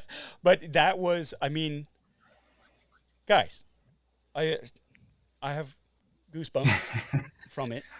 We spoke about this before, about how you make this Nova Squadron look so badass, and that's a tactical team that's going in to wreak havoc. The guy is cowering in the doorway for a reason. These stormtroopers are elite troops that are supposed to be feared, right? And you hit it, and so many elements come together just from the way you guys frame the shot, the different choices, the dynamic motion of them, the way the actors move as well. I mean, that is something that is, they're not just clomping down, like they're quiet. That's the thing. You don't hear the of it's just them going. And the music design. We gotta talk about the music as well. At some point, just because, my God, from I guess Samuel Kim, who does the music design. Yes. Wow. Yeah, Samuel Kim. It's tremendously done. Like right from the music in the trailer to the accompaniment in that scene alone, to the theme song of Bucketheads, like that Western. Like, good Lord, it's so not Star Wars, but it so fits perfectly. Yeah, no, let's start with the music then. Let's start with the music. Absolutely.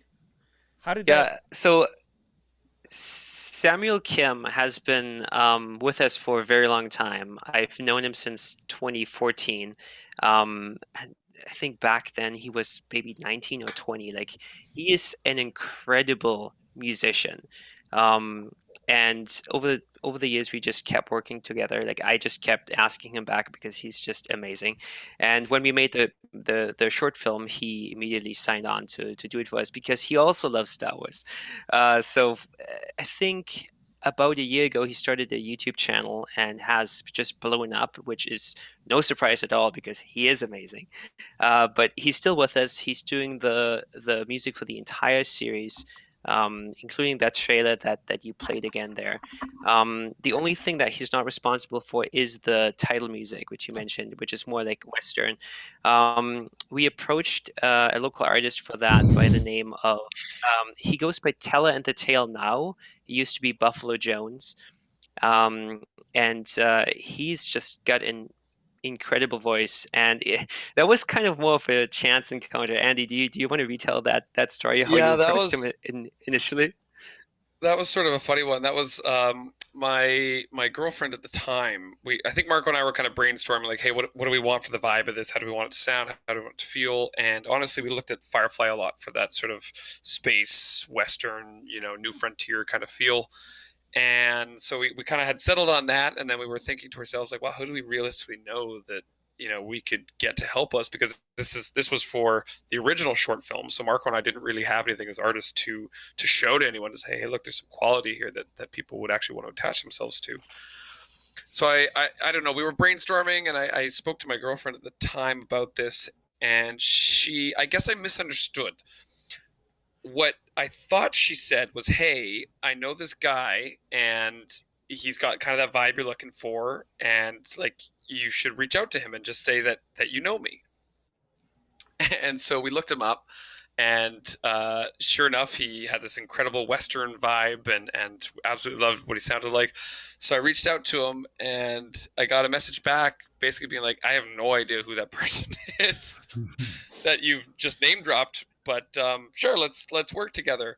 And so I went back to her, and I guess what she'd actually said was she saw him at a show once and really enjoyed what he sounded like. But so I typed up this whole message of like, hey, this is my girlfriend, like, I'm an artist, I want to, and he was sort of just like, no idea what you're talking about, but also, yes, I will work with you. Right on. That's a great story. And sorry, one more thing about the general music design that I want to share, because the reason it sounds so good what Samuel does is because him and I and Andy, like us three, we sat down and obviously decided what the sound of Buckethead should be, and we wanted it to be a mixture of classical Star Wars, John Williams, and for the short film we wanted some Hans Zimmer in there.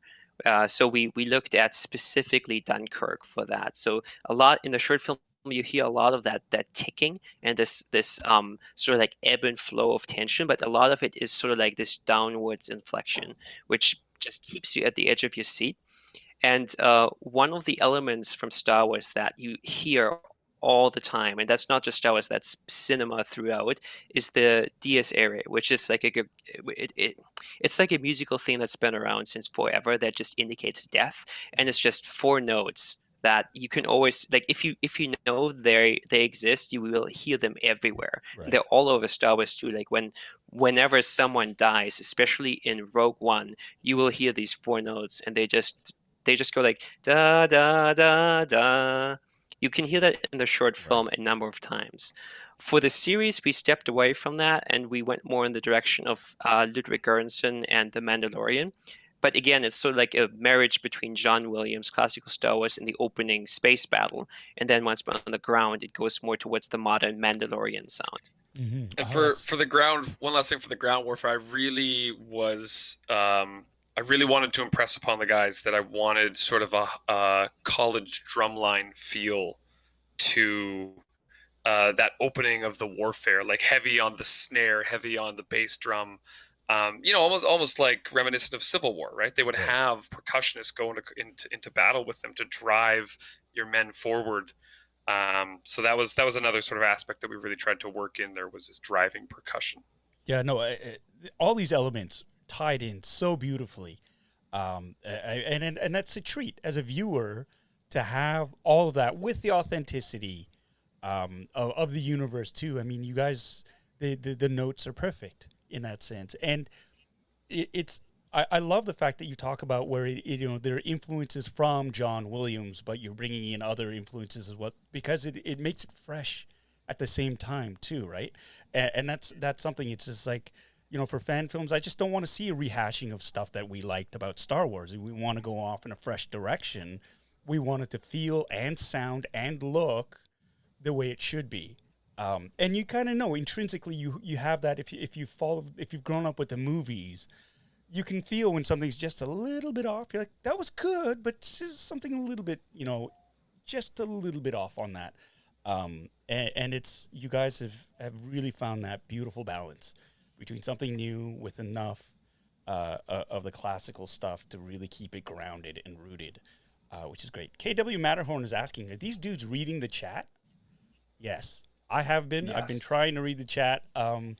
it's been good. It's been really, usually it's like, it's crazy, and I've been like, losing my mind trying to keep up with it, but everybody's been so, I think, focused and listening to what's been going on, or they've tuned out completely. Who knows? Here we go. Bad Wolf Media. The betrayal of the Stormies is one thing I think the Mandalorian gets wrong. These clips, they're getting it right. That's a high compliment. I think that's a huge compliment there. Absolutely. That's one of the things. Thank you very the Mandalorian, much. while I love the Mandalorian. One of the things that kind of strikes me is, they're the stormtroopers. I mean, and you have to be fair though, because the stormtroopers in the Mandalorian, this is 5 years after Return of the Jedi. It's not the Imperial Army isn't what it used to be. These are dudes that are just barely hanging on still, and so they're kind of disposable. But even then, there's a ruthlessness to which they're dispatched by the other Mandalorians. Like when Bo-Katan and her group storm that freighter. I mean, these guys just it's just like hot knife through butter. So there's a scene that's always kind of bothered me, and I think it's with what's her name, Gina Carrero's character in Cara the Dune. final, Cara Dune. Cara Dune in the final episode where her gun jams and she takes cover on a flat wall in a hallway, head on against some stormtroopers, and it went back to that same thing where there's a lot about the Mandalorian I like that I feel they. Disney has sort of learned from maybe past mistakes in playing some of these disposable characters as too disposable, as too incompetent. Mm-hmm. But then there are scenes like that again where, it's like, I mean, anybody would be able to hit that if you picked up your gun for the first time that day. You've got 15 seconds with an automatic blaster to... hit something that's 20 feet away on a flat wall. So there were certain moments where I've got to agree with you where I just kind of went, okay, we haven't quite gotten away from all of this yet. That's right. Dale Williams, if you make your opponent threatening, you elevate your heroes, right? Dale Williams. Right. Dale Williams is the voice of Palpatine in the trailer that we've played a few times. Spectacular. And he makes some amazing stunt weapons. Also, I mean, he's done more than just that. Absolutely. I just wanted to point out that one piece. But one of the things the guys did is bring in a military... Sorry, Terry. I was going to say we're on the focus of the stormtroopers and their actions and their movements and the way that they move. We actually had a military advisor on set who would talk about how this would be approached. How would they storm the room? How would they invade the corridor? To the point where we all had numbers and we would all go to our point when we got to the door. So, to have Skylar there giving the military advisement was, again, absolutely needed, I think, to give that reality. Mm-hmm. Yeah. Sorry, Terry. I was just going to say, I did appreciate the earlier first few episodes of The Mandalorian in terms of how the stormtroopers were portrayed, because they were sort of Moff Gideon's guards, right? And they were just visually like really dirty. Like it's like, oh man, we got assigned to this. Like we've been here for months and we're still helping guard this guy. But I actually really liked up to episode 3 where the stormtroopers seemed somewhat more capable. Like they were guarding that warehouse and Grogu gets rescued and the Mandalorian rightfully sort of tears through them, but kind of like Batman, that sort of like the shadow flying through the frame and they can't quite see him. But I did sort of like the way that they were portrayed in some of those early episodes because they seemed a little bit more together. And then like, I think sort of as the series went on a little bit, some of them have been a little bit more like, it was sort of funny, the whatever second to the finale one where it was like with Boba Fett and but they were all run away and they ran back on the ship, but I was like, kind of want them to be a little bit tougher, right? Yeah, I always wondered if they were running away or did they get word in their mic, in their ear headsets that, hey, we're just going to blow the crap out of this thing, get back to the ship, because the next thing you see is you lose the Razor Crest, right? So right. Yeah. Oh, what a sad moment that was. Yeah. If you brought the toy, right, Paul? Yeah, that's right. It just makes it more collectible, Steve. That's all it is. It's a collectible now, right? And that was truly. It was very funny because I remember watching that episode with my sons, And, you know, they have the chapter title and the name. It was The Tragedy. And we were all like, oh, no. What's going to happen? We were all afraid that something was going to happen to Grogu. And then when the Razor Crest got blown up, spoiler alert for anybody who hasn't seen it, it's gone. It gets vaporized. We all shrieked. We're like, ah! And that was the tragedy. It was like, Grogu who? Like, who cares? He's going to be saved. The Razor Crest is gone. What are we going to do? I thought that was spectacular. Here we have a really great compliment here from Chad Riley. This is the stunt. This is the stunt guy that did all those clips you just played, Chad. Fantastic. Yes. Congratulations, Chad. You did a spectacular job. I've just been gushing over just how realistic and how with the use of explosives and wire work and the way these guys, they carry themselves, it was all pitch perfect. It was beautiful. He writes, great real action / stunts mixed with CGI makes the project special as well. Of course, he's biased, but you know what? Rightfully so, because you crushed it. Absolutely crushed it. And an Ewok. Chad. I have to give a special shout out, Chad. I don't think I've gotten to say this a ton on other streams that we've done or anything, but in the original short film, Chad is the rebel that stands up against Torin at the end. And Torin, Troy Mundell, who plays Torin Soretta, and Chad are good buddies in real life and have a special relationship. And to me, that was such an easy, obvious casting choice when we did that. Once we'd released it, we heard from a lot of people that was their favorite part, was seeing these two individuals with clearly a relationship coming up against each other from opposite sides of the war. And then, I guess I wanted to just talk about that a tiny bit because it spawned a lot of what we're doing now. But I just always have been really thankful, I guess, that we made that choice. And I think it does shine through on screen so heavily. And I'm just so stoked that Chad has stayed with us for this whole thing. And we're able to lean on him for how to tackle some of these very difficult things to attain in those suits. So thanks a ton, Chad. And yeah, man, that everything you do comes through on screen 110%.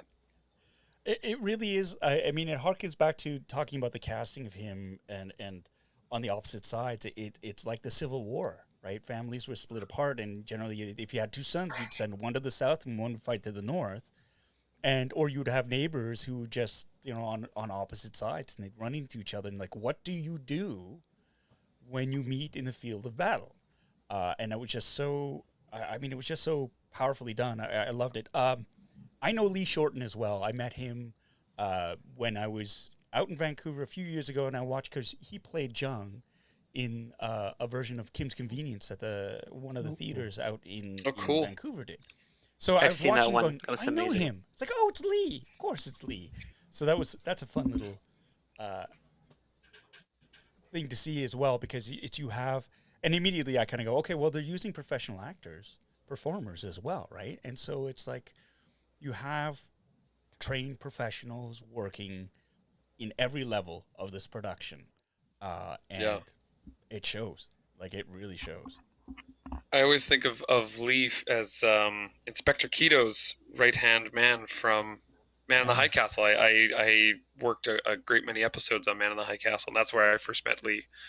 And phenomenal actor. I mean, from witnessing him on that and his evolution and everything that I've sort of seen him do since then. Absolutely tremendous actor. Andy, you know what I just realized? I met Lee on the same project that I met Samuel on. It was that Story Hive thing we did with John back in 2014. That was the first time you met Lee? Yeah, 2014. That's when I met Lee and Samuel on the same project. Oh wow! Okay. It's a small world. That must have been right close, or I think I had worked with him just after that. Must have been actually for Man in the High Castle. Yeah, interesting. Outstanding. So everybody here part of the 501st? Like, I know Marco, you joined recently, and there's Terry. I know it's and Andy's got a coin though. So he's many coins at this point, and I'm very thankful for them. Surely I still uphold that Marco cheats by having his coin on a keychain. That should not be allowed on his car keys you should have to hold this coin specially by itself. There's no rule against that. No, I've been very lucky to, again, coming to the 501st from just knowing Marco, but then meeting Terry and Steve and a great many other individuals, and everybody involved is just so passionate about what they're doing. And I love the motto, bad guys doing good. Yeah. Like, wow, is that ever fitting? And I think really representative of everyone's personality that I've met in the 501st. So I'm really happy to be as close to them as I am from an outside perspective. And I wish I had more time and stuff to donate towards that. But I think that's just been always a bit of my struggle is I don't have time to do half the things that I legitimately need to be doing. So when I hope I get to that point in my life where I do have some more time to donate towards that kind of stuff, because it's really worthwhile. Right on. Yes, Oh absolutely. boy. And Carl German says, hi, 501st friends. Great work. Carl was in the original fan film. There's a great story of Carl, and I think I got this right, but Carl had to go out with his Converse on at one point because we'd lost his boots or something. So there were some shots with Carl, and he was actually running through in TK armor and Converse. That's awesome. I remember that. That is awesome. Oh, there you go. Marco's got his. Hold on. Oh, Oh, is this a challenge? Ooh, beautiful. Carl just issued it in the chat. I can't reach it with my headphones on. But it's Oh over. man! Hang on, Yeah, I got- no excuse. Wallet. I got to rely. Oh. Terry, you've always got to come prepared. Here we go. Oh, man. Oh, There we go. jeez. Oh, man. Yeah. I'm out. Oh, we Hey. got you, Paul. I We can't got you, reach Paul. it. They're right over Paul. there. I'm not I'm wearing. yelling there's at my one wife coin. who just walked in to grab me a coin. I'm not wearing any pants. I mean, come on. Let's. There should always be one kept. Okay, no, Yeah. here, my wife saved me. I got one. Oh man. Well, This one, that one. Oh, it's the one everybody wanted to see. It's the Bucketheads. I There you got go. beautiful coins. Yeah. Oh, Nova we're gonna Squad. go that way. Nova Squad. I have Designed to- by the one and only Terry Chui. There you go. Yeah. Yeah. That Terry guy. That's another reason to watch the Tales from 501st. Actually, it's a great cameo. It's almost like a double Right. cameo, but we actually get to see Terry. Well, we don't get to see Terry, but we do. I was get to on see, I'll leave it. screen. I Yeah, was on go watch screen. it. Nice. That was Very a fun opportunity. When you were sorry, just talk about the volume or the Promosa walls, the LED walls. They had told me that they were going to have those, and it was sort of like this, sort of like a 90 degree. There was like a big flat part, and then a curve, and then a bit more. And I mean, I've dealt with motion capture and stuff like that when I worked in gaming, right? So going to a shoot that involved some sort of performance capture or video. I've worked directing a lot of intros and things like that for when I worked at EA. And so I was like, oh, it's great. It's going to be on set. And they're asking me to dress up in a costume. Oh, this will be fun. And then I remember getting there and they had the walls and they were lit up. And it was just this, like, as they mentioned, it was just like a sand dune with a sky.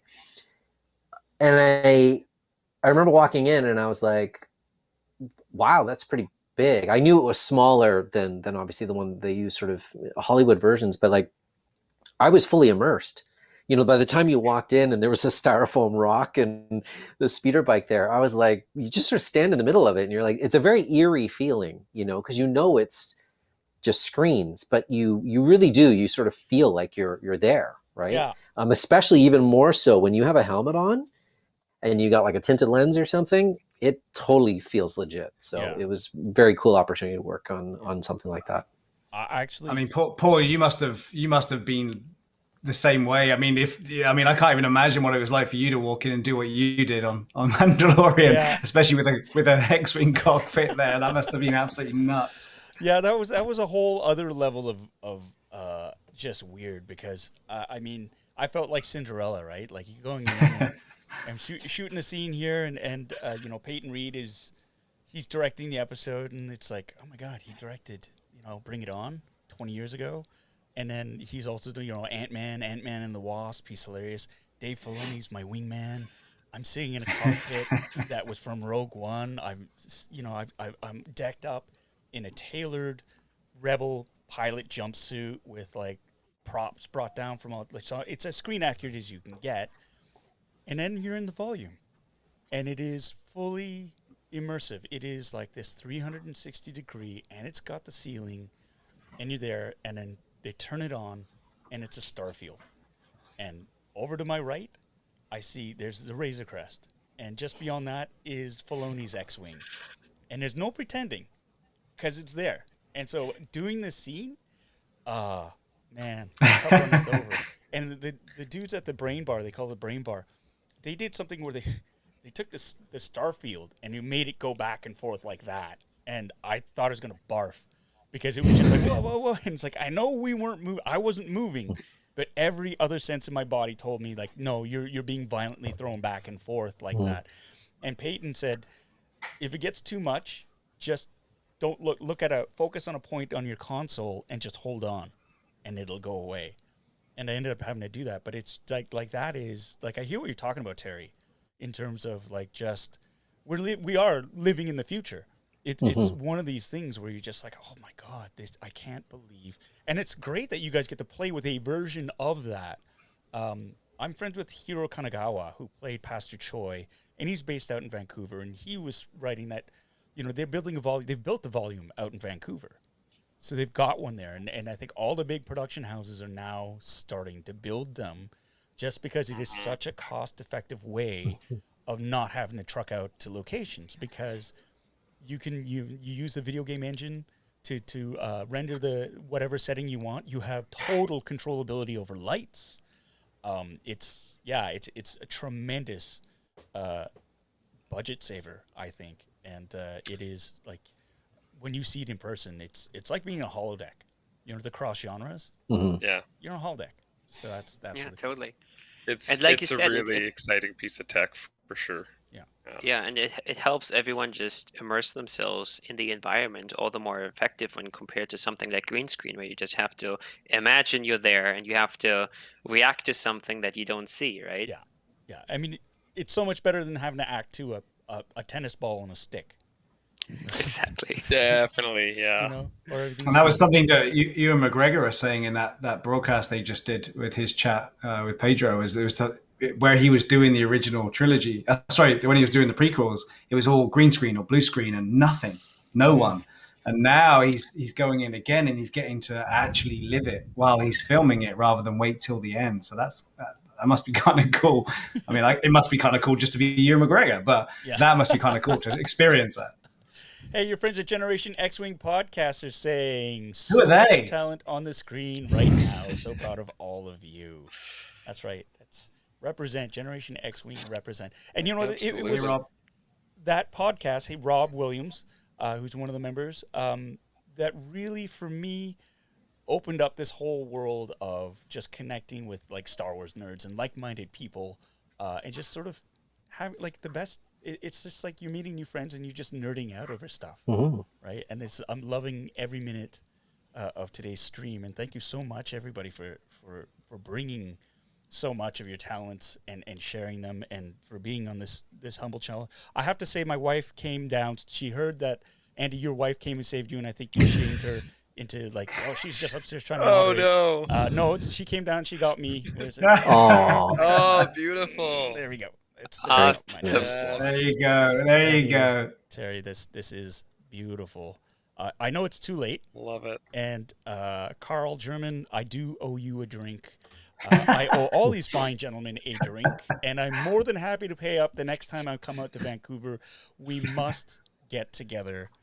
By then, all this COVID nonsense should be well behind us. Yes. And I really, really looking forward to what you guys have coming up with Bucketheads, the actual first part, the second part of the first episode. It's very straightforward, right? We have a hard time with this one all the time. I'm like, part 2, chapter 2 of episode 1 of season 1. Okay, well, it's great. Steve, what's next? I'm looking for next for me. Yeah, what's next for you, Steve? I'm just going to keep doing what we do for these guys on the lives. What we really want to do is work our way through everybody that's been involved with this thing and give them some of the props and bring them out for people to see what they're all about. So I'm really, really interested in doing that. I mean, I can't take any credit for anything. This is such a massive team of amazing people, and it's great to I'm really grateful to be able to give them the opportunity to bring them out and talk to them and do these interviews with them. So that's what I'll keep doing. I'm going to do whatever I can to chew on the ankles of Marco and Andy and make them get me involved with this as much as possible. Any opportunity to bribe them with drinks to be in this somewhat. Keep an eye out. And there'll probably never be this mug, but there's hopefully be behind a costume at some point. Hold on. First off, that mug has been in this. You were the badass That's true. bubblegum stormtrooper in the opening of the short film. True. And you have done. I am a rebel. I got the rebel. You got the rebel. You're the physical embodiment of Oberyn Gunn, one of our heroes. So don't sell yourself short there, my friend.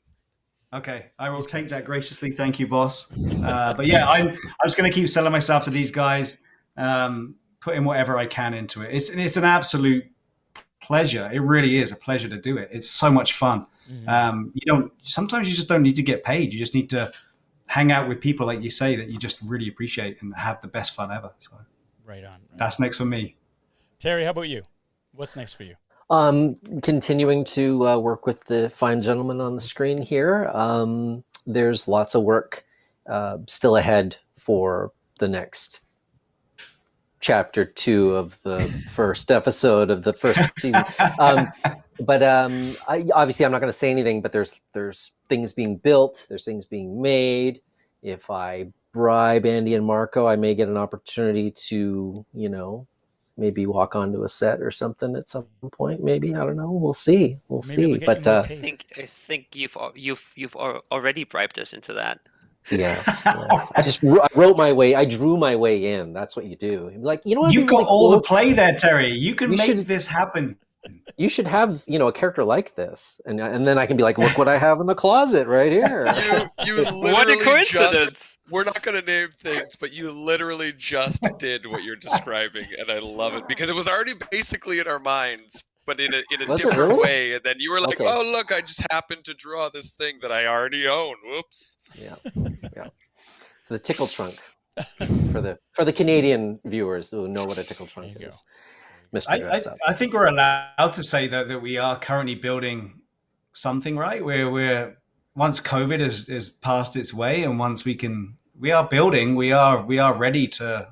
We are going to be ready. I don't want to give away Terry's character because it is a very fun thing that I think people will be really excited to see on screen. But yes, we are absolutely building. We're production does not really cease on this thing. I think we maybe ceased for about a week after the release of Prologue, just to keep updated with everyone's comments and feedback and getting in touch with everybody. But we're well into building sets for the next shooting block. These are quite immense sets, honestly. This is probably the biggest builds we've ever done by a large margin, to be perfectly honest. We're very excited to get into this because it's going to be a really cool piece to shoot. Excellent. And what's up next for you, Andy? Oh, geez, for me, Bucketheads at all times. I just finished. I think I could say it now, especially because it's aired. I just finished working on Superman and Lois as a film technician, so that was a lot of fun. But always working with Marco and looking to I think continue Bucketheads in every way possible that we can, and just grow the spectrum of that and the scope of it all, and really wanting to delve into some more Tales from the 501st, because man, we've got some really cool stories. There's one in particular I'm hoping that we can tell next that basically portrays why a Death Trooper is a step above a Stormtrooper. Ooh. And I think it'll be a really action heavy, fun one to do. Nice. Marco, how about you, my friend?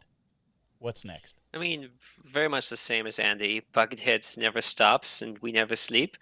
But like Andy said, we're also developing some other really cool short films. The other Tales from the 501st that I'm really excited about takes place almost entirely in that TIE cockpit that we built, because why would you build it and not use it as much as you can? And other than that, Andy and I are also working on a new science fiction series right now that's entirely produced with virtual production. Which is a very exciting venture for us. I mean, we sort of had our first contact with Checkpoint, where we only used plates, and we've experimented a bunch with Unreal Engine 4 for Bucketheads. But to really pull off an entire project that's only shot in a volume is a step above what we've done so far, and it's a really exciting process. Excellent. Well, that truly is a future, I believe, in filmmaking, is being able to shoot in the volume. Thank you, everyone, so much. This was, honestly, the time flew by, and I'd love to have you guys back the next time we see the next installment of Bucketheads or Tales of the 501st, for sure. I'm going to do my best to get back out to Vancouver, because I'd love to share a drink with y'all. And to own up, because I lost that coin challenge, and so I owe you all a drink. I think I lost it. I can't reach my thing. You guys cheated. I think that's right. I think you I think people I'll bring wife them. a beer now. You Yeah, have people I bring might their wife a beer coins. for this. you of all people, Terry. I'm telling you, that's recorded. This is going to be recorded and live. They're over there. I can't. He's anchored. He's tethered. It's not. Yeah, there he is. He's it was an absolute honor and a pleasure for everybody out there. Bucketheads from Transmute Pictures. Do yourselves a favor. The link is below. Check it out. It started with the short film from 2018, Bucketheads, a Star Wars story. There is Tales of the 501st, the Checkpoint story, which is there. Just so darkly funny, very, very rich in the Star Wars universe with tongue-in-cheek humor. And, of course, Bucketheads, the miniseries, the prologue to Episode 1. There's a link on the Transmute Pictures page for Patreon. Please, if you can, support these fantastic, fantastic artists as they share their talents and bring another perspective, a unique perspective from the Star Wars universe to all of us. Gentlemen, it's been an absolute pleasure. Thank you so much for joining me. Thank you. Thank you for having us, Paul. Thanks for having us. Yeah. Anytime. Okay, so I'm going to... Oops, that's wrong. This is so smooth. Such a smooth transition. Goodbye, gentlemen. Is it like a Marco sign-off? I know. Don't make me do this. For everybody who's joined me on this live stream, thank you so much. I had an absolute blast talking with my new friends. I mean, some of them aren't new, because I met Marco and I met Steve before, but I've known Terry from a while ago, and Andy was an absolute blast to converse with.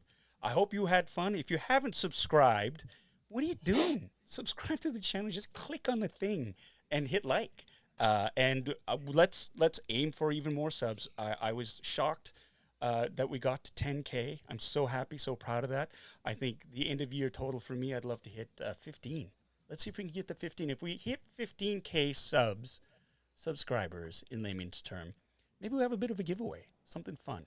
Until then, thank you so much for spending a Saturday evening with me, geeking out on the show, The Geek Shall Inherit the Earth, in my geeky basement.